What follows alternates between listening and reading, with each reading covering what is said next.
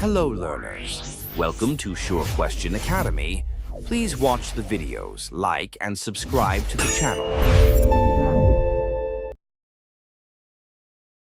Hi, spherical ലെൻസുകളുടെ രേഖാചിത്രങ്ങൾ പൂർത്തിയാക്കുന്നതിനെക്കുറിച്ചുള്ള വളരെ പ്രധാനപ്പെട്ട ഒരു ചോദ്യം നമുക്കിന്ന് ഒരുമിച്ച് നോക്കാം.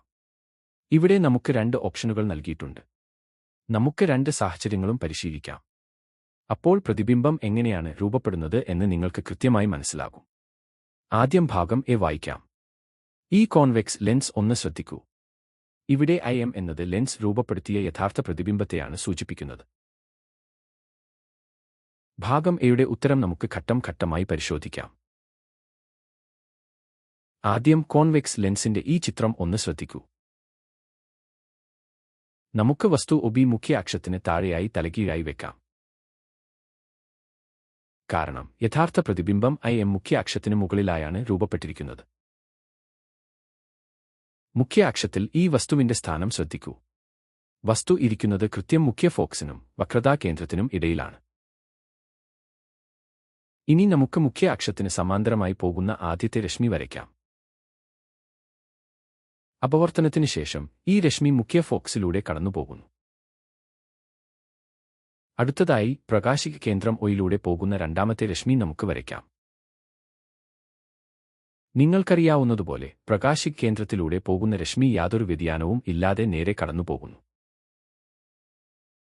അവസാനമായി അപവർത്തനം സംഭവിച്ച ഈ രണ്ട് രശ്മികളും എവിടെയാണ് കൂട്ടിമുട്ടുന്നത് എന്ന് നിരീക്ഷിക്കൂ. ഈ ബിന്ദുവിലാണ് നമ്മുടെ യഥാർത്ഥ പ്രതിബിംബം IM രൂപപ്പെടുന്നത്.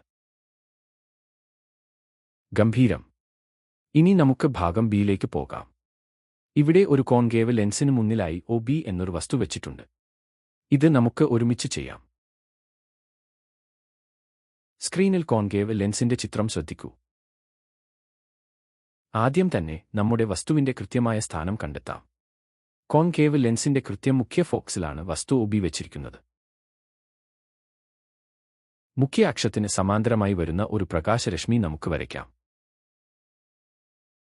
അപവർത്തനത്തിന് ശേഷം ഈ രശ്മി അകന്നുപോകുന്നു. പിന്നിലേക്ക് നീട്ടിയാൽ ഇത് ഫോക്കസിൽ നിന്നും വരുന്നതായി തോന്നും. ഇനി പ്രകാശിക കേന്ദ്രം ഒയിലൂടെ പോകുന്ന രണ്ടാമത്തെ രശ്മി വരയ്ക്കാം. ഈ രശ്മി യാതൊരു വ്യതിയാനവും ഇല്ലാതെ നേരെ കടന്നുപോകുന്നു. ആദ്യത്തെ രശ്മി പിന്നിലേക്ക് നീട്ടിയ വരെയും രണ്ടാമത്തെ രശ്മിയും എവിടെയാണ് കൂട്ടിമുട്ടുന്നത് എന്ന് നോക്കൂ. അവ വസ്തു ഇരിക്കുന്ന അതേ വശത്ത് തന്നെ കൂട്ടിമുട്ടി മിഥ്യയും നിവർന്നതും ചെറിയതുമായ ഒരു പ്രതിബിംബം രൂപപ്പെടുത്തുന്നു. അങ്ങനെ നാം വളരെ മികച്ച രീതിയിൽ രണ്ട് രേഖാചിത്രങ്ങളും പൂർത്തിയാക്കി. ഇത് നന്നായി പരിശീലിക്കാൻ മറക്കരുത്. നന്ദി. Happy learning.